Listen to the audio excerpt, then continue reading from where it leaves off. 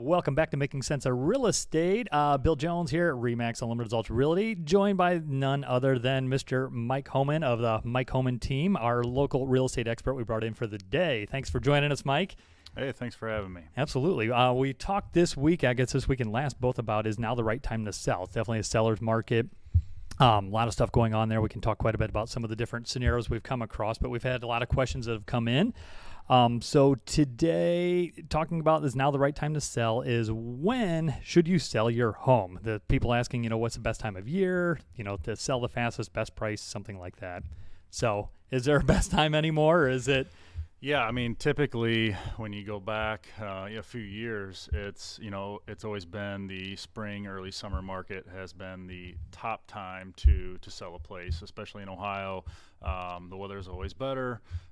Kids are out of school and so forth. It tends to be when everybody wants to do something before kids go back to school, get everybody situated, all that stuff, whether they're looking to relocate to a different school district or they just don't want to have that, potential hassle of moving when. Yeah, right when you're trying to get back into school. Yeah.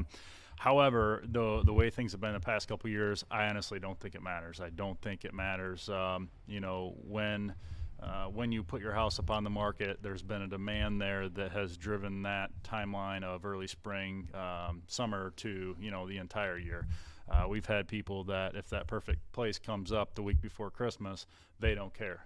It's the house they've been waiting for. So, when should you sell your home? I guess the answer would be when it is the right time for you. But as far as worrying about the time of year in the current market, it does not matter. Yep. I agree 100%. A lot of people say, well, that's spring, summer, maybe I shouldn't in winter, but you're right. I think people are just after it then. So, okay, here's a loaded question. How much should I ask for my home? Obviously, it's unique to each situation then, but what do you think is the best way for someone to come up with an asking price? So, sure. So obviously our job as your agent to work for you is to help you come up with the best possible number for that. We want you to get you the maximum amount that we can in the shortest period of time and to meet your goals. Everybody's goals are different. Sometimes that's I want to get my house sold, by next week.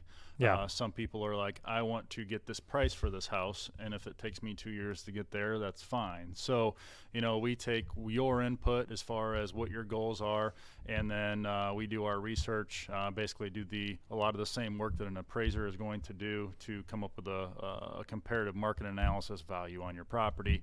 And we want to make sure that it's as accurate as possible because number one, unless somebody does pay cash for your property, which it does happen, it does have to appraise. Sure.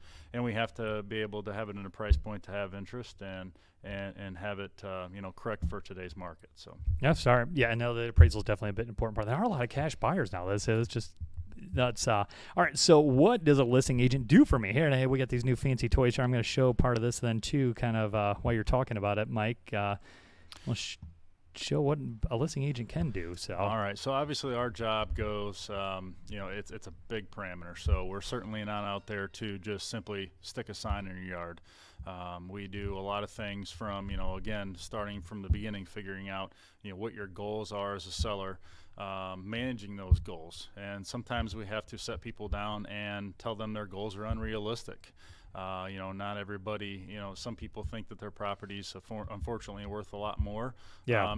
And I have actually this year had clients that I've had to say, actually, your house is worth quite a bit more than you think it is. So good problem to have. Yeah, it is a good problem to have. So, from that point on, figuring out your goals, working through the process, getting you all the information you need to get your house ready to be on the market. Some people, want to do things to their houses. Other people are like, hey, this is what it is, and this is how we're going to sell it. Through the marketing aspect of things, getting everything put together and in front of as many people as possible and in a professional manner. I know that's one thing that our office does that we have a lot of pride in is making sure we're not there to just simply get your house up as quickly as possible. We want to do that, but we want to do it professionally so that when it gets brought out to the public, they're seeing the house in the best light as possible. Yeah, that's very important. And you can't see it now here, and if you're listening, only you can't see it, but we're showing one of the videos you just did of that house you have in Columbus. Super nice video. And yeah, it shows timing. It is not just a rush to get on the market. You want to showcase the houses in its best light. So, All right. Paperwork need. I kind of touched this in depth here earlier the week, but what paperwork do you need to sell my home? Yeah, so we have some paperwork. Some of it is state driven as far as property disclosures and things like that that we have the sellers fill out. It's good to be as upfront with your buyers as possible to not only protect yourself, but to be honest with people. When they and what they should expect, what you would expect if you're going to go buy a house.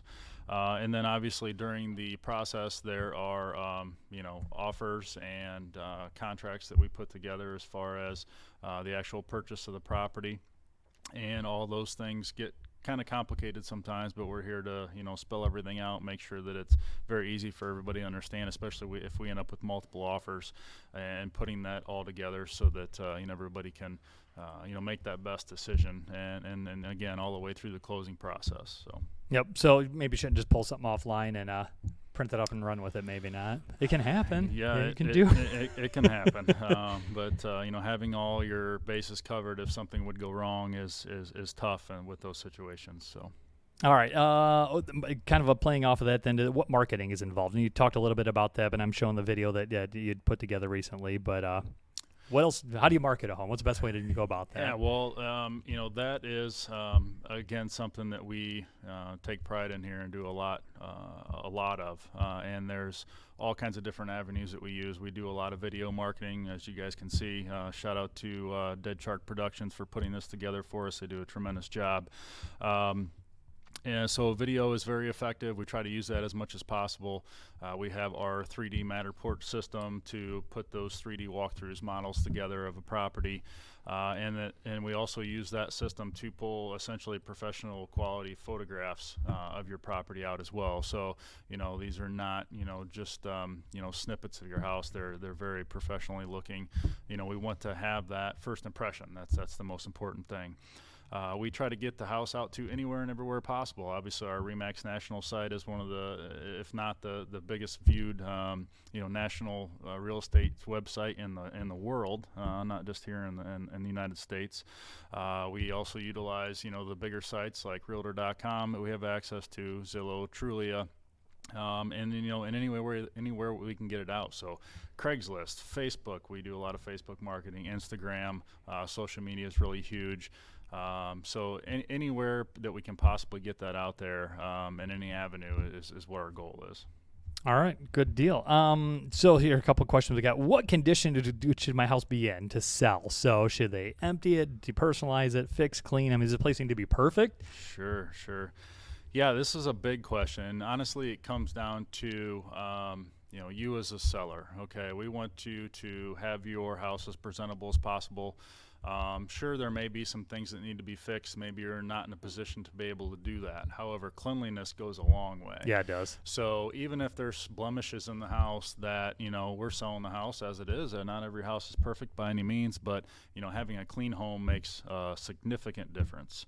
It doesn't have to be empty. Depersonalization is kind of up to your however you want to do that. Some people don't want to have personal pictures and things up like that. Then when we do pictures and when people walk through your house, that's completely your choice. If you want to take those down, you can. If not, you don't have to. But obviously the curb appeal, if you can do anything outside as well, especially when the weather's nice, and do some landscaping, some of those things, buying mulch and stuff like that's not expensive and makes a big difference. So. All right. When should I not sell my house? We talked about this. Is there a bad time to sell your home? Not really, but basically it just has to work for you. So, Yep. The timing has to be right. Number one, the toughest thing that we're having right now, we're working with and trying to work with sellers is sometimes it's tough to find a place to go. So we have people that want to sell, but trying to figure out and play that game of, if your house sells tomorrow, do you have any options? Yeah, And we don't want people to be homeless. There's a lot of things that we can do to have some protections there. So the biggest thing is the timing has to be right for you as a seller. All right, and a couple more questions kind of play right into that. What time of year do homes sell best, and when are people buying homes? Sure. Well, Yeah. right now it doesn't matter. They're buying homes all the time. Typically in our market, like I said, that spring to summertime is the hottest. But anymore, there's not a cold time right now. If you want to, don't be afraid to put your house up, in the middle of December. So we're still going to have some activity there. I pulled right before we went on here days on market here. So Tiffin, Seneca County area, we went median days on market 49 days, average day just under 70 yet. So from listing to sold date basically. And when you're looking at with the way times have been with banks right now, a 35 to 50 day close time, that's they're not on the market. That means it's going quick. Yeah, they're going real fast then. So, okay. How long should I wait to lower my price? Because we've talked about this in the past then too, just because it is a seller's market doesn't mean, a buyer's going to pay any more than what it's worth or, what the market seems fair. So right. How long should you wait on that note? So this goes back to, our initial meeting and hopefully having the same expectations between ourselves and you as a seller and trying to set that price right from the beginning. But for some reason, if we feel like it is still priced a little too high for whatever reason, generally, especially in this market, within the first 3 to 4 weeks, we're going to have the most activity that we're ever going to have on your property. And if we don't get any offers or if the feedback is price, point during that time frame, I would say it's time to make an adjustment then. Yep. So that's that happens quicker now than in years past anyways then. So, all right, I guess this one kind of plays on it then too. A little bit. What is a seller's market? We talk about it all the time. I've had a couple people ask me that. We had a question come in. So what would you define, I guess, as a seller's market? And when is it? Is there a particular time? Yeah, well, I guess I would define it as right now there is much higher demand for houses than there are houses available. And that's helping with drive prices up. And, that's exactly what that means. Okay. So just supply and demand is all it comes down to. So how long do people stay in their house before selling? And again, kind of a broad question, but. Well, that just depends. We've had clients that have come back to us and moved within a year or two of being at a home. And we have, we have clients that are there for a long time. I don't know exactly what the average. I think it used to be like 7 or 8 years or something like that people lived in a house before they were looking to move. Does that seem? And I think it's gone down a little bit in this area here, anyways, and a little bit from there. But yeah, like to your point, we've had people that have literally within 12 months to 18 months after buying a house have turned around and resold. Then right. All right, should I live in my house while I'm selling? That's not always an option to do or not do, I guess. But should you live? Yeah, and the vast majority of people do. Frankly, most people can't buy a house without selling their other one first. So it's just something that we have to work with. I know sometimes it's tough, especially people that have kids and pets and trying to keep the house clean in between showings. But yeah, it's definitely an option. We work through it. We try to coordinate everybody's schedules, give you guys plenty of notice, so that way showings aren't happening 5 minutes. They're not calling and saying, hey, I want to be in the house 5 minutes. We'll make sure that we get all that set up for you so that you guys can be prepared. So yeah, that's what we say is a difference between just living in your home and selling your home. So you got to be prepared for that then. So can I sell my home without an open house? Yeah, so open houses are, again, going to be a preference of the seller. Some people aren't comfortable with just, allowing anybody to come through a home. Other people are okay with that, so it's just a comfort level there. And, yeah, you can absolutely, sell a house without doing an open house. And if you want us to do one, then we would be happy to. Yep. And especially with COVID and everything like that, it's going to flip the script on that a little bit then too. All right, I know you've been waiting for this one. How do I show my house with all of my pets? So you got your dog, your cat, your bird. So we love the pets. Not everybody loves pets. So we need to have those pets, at least if nothing else, if they're going to stay in the house during showings, that they are secured, whether they're in a cage or if you take them with you or whatever. For safety reasons, even if your pets are extremely friendly or whatever. Some people are allergic to pets, so having that, aspect of things taken care of, and, they get somebody unfamiliar in the house, or if we have people that, for cats, for instance, they may say there's cats in the house, we may not even know where they are, but they can get kind of skittish, and the last thing we want to do is worry about one sneaking out the door behind us, when we don't see us either. So, for their safety and everybody else's safety, it's best to just make sure they're either not in the home at the time or that they're secured. Yeah, I love the cat stories. The one real estate instructor talked about the cat got out, and they took an hour to get the cat back in the house, and it turns out it was not their cat. So they put some other cat back in the house then. So I don't know how that story ended, but probably not well. Probably not. So, all right, kind of an obvious question. I should have this one up top here. Then, should I list my house for more than it's worth? It's a seller's market, Mike. I should get it top dollar. Should I list it way over asking price, or list a normal sales price? Sure. I guess. So we want to have a targeted sales price that meets the market. If there's demand there to drive your property over that market value, then the market will drive that demand. Mm-hmm. So we need to have it priced right from the beginning, and like I said, the market will drive that price higher if it desires so. Yep. Yeah, good example. One we're working on now then too. Same. It had a ton of activity on it. Yeah, I think your team ended up having the winning bidder on it then, or winning buyer on it, but it went well over list price then. Right. So the market will tell you what your home is worth then. So, all right. And then we have a special last minute question from Sarah. Mike, how do you literally know everybody? How do I know everybody? Well, I don't think that I know everybody. She likes to think that every time you're on the phone, you're like, oh, we used to play softball, or I hung out with your kid, or whatever.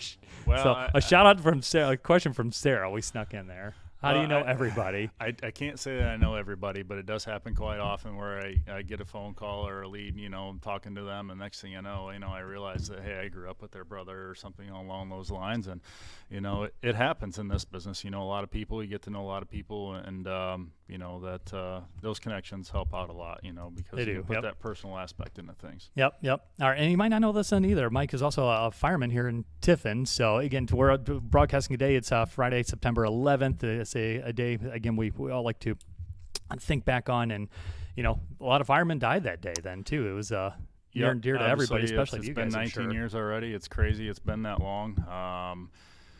I guess I'll show my age here a little bit. I believe I was, I think, a freshman in high school. Were you really? And, when, so I was in school and all this happened. I remember watching on TV, remember going out to football practice that afternoon. After school, they canceled practice, and watching F-16s fly over top of the field to wherever they were going. And it was just, it was surreal. But certainly, something we would never want to forget and keep in the back of our minds. So. Yep, for sure. All right. Well, appreciate keeping us safe, Mike, here then, too. Say everything you do. And we got your contact information on there. But what's the easiest way for somebody to find you then? So you're looking for Mike Homan? Yeah, you can give us a call. Cell phone numbers 567-224-1510. That's the direct line to get a hold of myself or my team. And then our website is MikeHoman.com. All right, and we'll put that link then here as well then. So, all right, cool. Well, Mike, thanks. Appreciate you stopping by here. Make sure to step back. We got another topic this coming week here, and we'll have you back on here, I'm sure, sooner than later. So, sounds great. Thanks, Mike. Appreciate it. Yep, thanks, Bill.